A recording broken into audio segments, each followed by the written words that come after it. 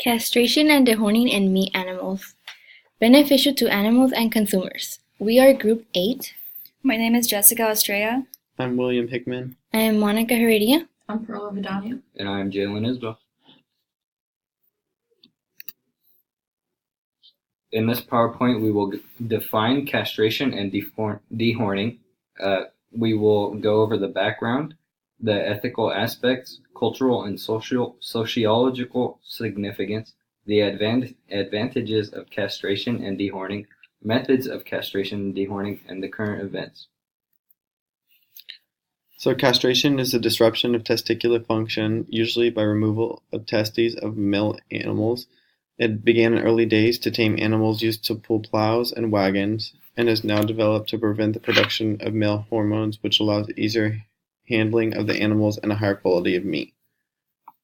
Dehorning is the removal of horns after they have formed from the horn bud, and disbudding is destroying horn-producing cells of the horn bud. The National Beef Quality Assurance Program developed the Producer Code for Cattle Care in 1996, and in 2014, the program added supplemental guidelines that address animal welfare issues such as castration and dehorning. And the American Veterinary Medical Association, since 2011, they've had literature reviews of welfare implications of castration and dehorning and disbudding. Okay. So while dehorning and castration may sound inhumane and unethical, it is often overlooked that the safety of both animals and handlers is at risk when these procedures are not performed. If left uncastrated, bulls will become aggressive and may pose a threat to other animals and the humans that deal with them alike. If left uncastrated, bulls may also breed with females, and if not monitored, the females can become ill and potentially lose the calf. There are steps that are taken to ensure that the process of dehorning and castration is more humane. Some of these procedures include using local anesthetics and non-steroidal anti-inflammatory drugs. Castration and dehorning have a cultural significance. In our culture, castration is done to meat animals in order to reduce aggressiveness and reduce testosterone levels. By doing so, there's no risk of unwanted sexual activity or accidental matings. Meanwhile, the purpose of dehorning animals is a financial decision. Dehorned animals require less space, therefore stables will cost less and carry more animals. Dehorning in our culture is also important because it presents a lower risk of interference from dominant animals at feeding time. This guarantees the safety of all animals. Sociological significance. Sociological animals are raised for human consumption. Research studies indicate that the meat of steers or castrated animals tend to be more tender and produce a higher quality grade than that of uncastrated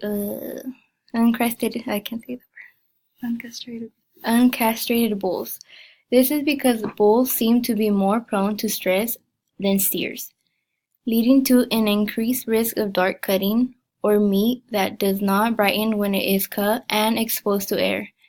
This is important because consumers prefer to buy meat that is pinkish and bright in color.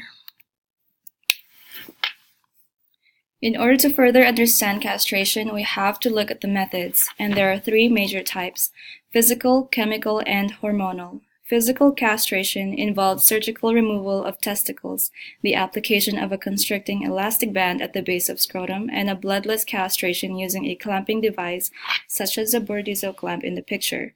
The second type of method is chemical, which involves the injection of sclerosing or toxic agents like 88% lactic acid into the testicular parenchyma to cause irreparable damage and loss of function. One downside to the chemical castration, however, is the healing time. According to AVMA, chemical castration requires twice the healing time compared to a surgical castration.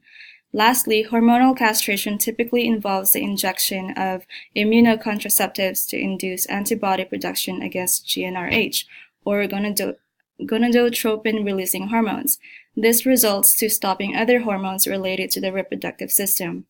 Hormonal castration, however, is less effective than physical castration because it requires repeated injections to the animals.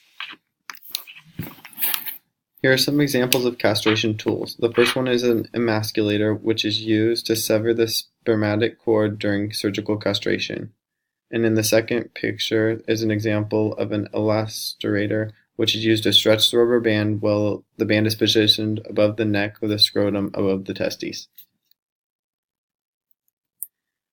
Methods of dehorning and disbudding.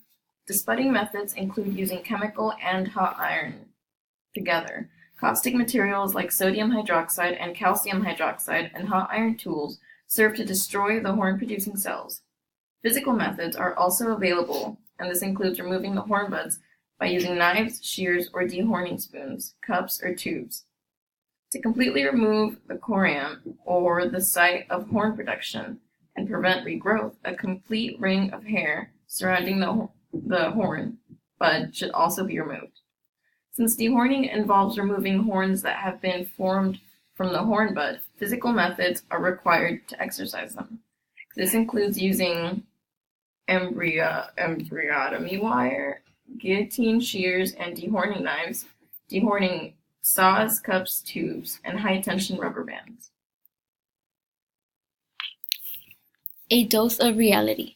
Here is a dose of reality. The first picture shows a trained professional or perhaps a vet using a hot iron to remove the horns. The second picture shows the animal getting an anesthesia or corneal nerve block so that the animal would not feel pain during the process of dehorning.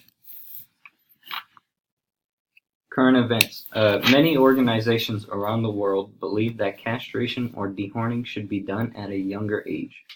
U.S. members of the American Association of Bovine Practitioners, or AABP for short, are pushing for castration of dairy cows to be done on cattle that are younger than 6 months, whereas the NBQA recommend castration to be done prior to the cattle being 3 months of age.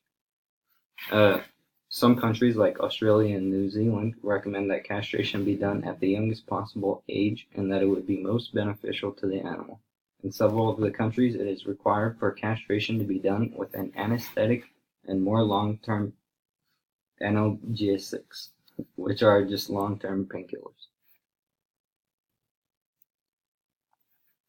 So castration and dehorning are beneficial to both animals and consumers. For animals, castration and dehorning won't harm other herdmates and workers. Castrated bulls have more tender meat than non-castrated bulls, which is beneficial to consumers. Humans demand food that is high in calories and protein, and animal meat provides just that. Techniques for both procedures are done by only vets or trained professionals. Thank you. I think we might have to do it.